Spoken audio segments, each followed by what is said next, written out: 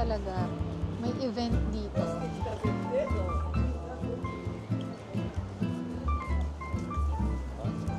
Daming tao.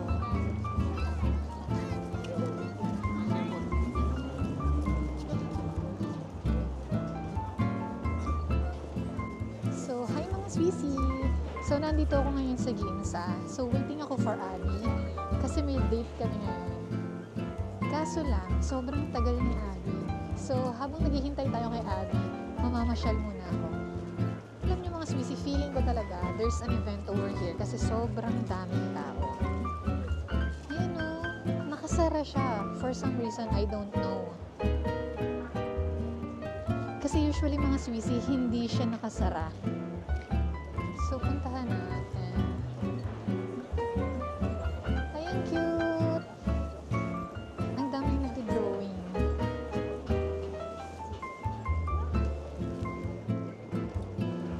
Ayan o.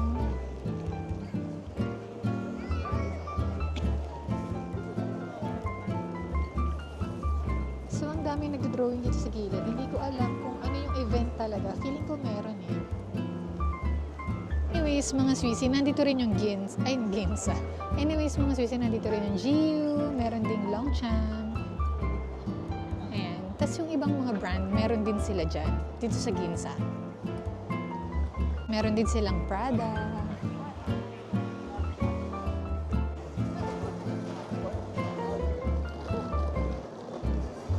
Tapos mga Swissy, meron akong dream jewelry dito sa Van Cleef.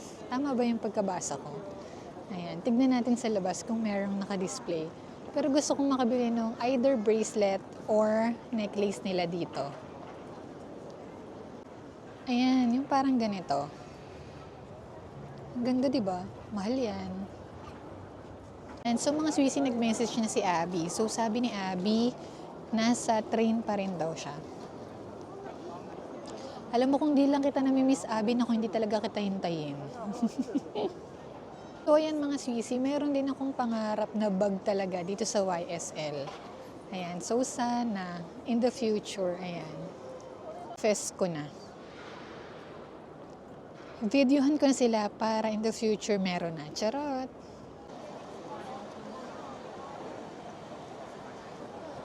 Grabe mga Swissy, sobrang tagal ni Abby. 1 p.m.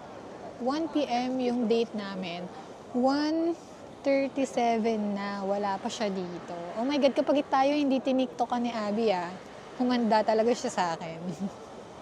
So mga Swissy, si Abby, nakilala ko siya through JP. I think last year or last year, ayan. So most of my friends naman here sa Japan, nakilala ko siya through JP.